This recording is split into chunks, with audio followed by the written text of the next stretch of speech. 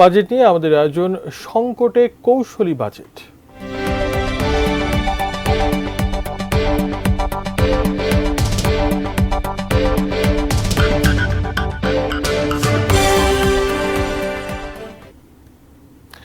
এবছরের শেষের দিকে মূল্যস্ফীতি কমতে শুরু করবে।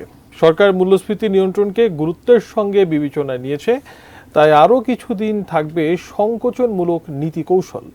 বিকেলে রাজধানীর ওসমানী স্মৃতি মিলনায়তনে অর্থ মন্ত্রণালয়ে আয়োজিত বাজেট উত্তর সংবাদ সম্মেলনে এসব কথা বলেন অর্থমন্ত্রী আবুল হাসান মাহমুদ আলী। মূল্যস্ফীতি নিয়ন্ত্রণের লক্ষ্যে প্রয়োজনীয় সকল পদক্ষেপ আমরা নিয়েছি এবং আরও কি কি পদক্ষেপ নেওয়া যায় তা পর্যালোচনা করছি। আমাদের গৃহীত পদক্ষেপের ফলে মূল্যস্ফীতি 9% সীমাবদ্ধ রাখা সম্ভব হয়েছে। এবারও আমরা যে সকল পদক্ষেপ নিয়েছি তার ফলে আগামীতে মূল্যস্ফীতি কমে আসবে, এটা আমি দৃঢ়ভাবে আপনাদের জানাতে চাই।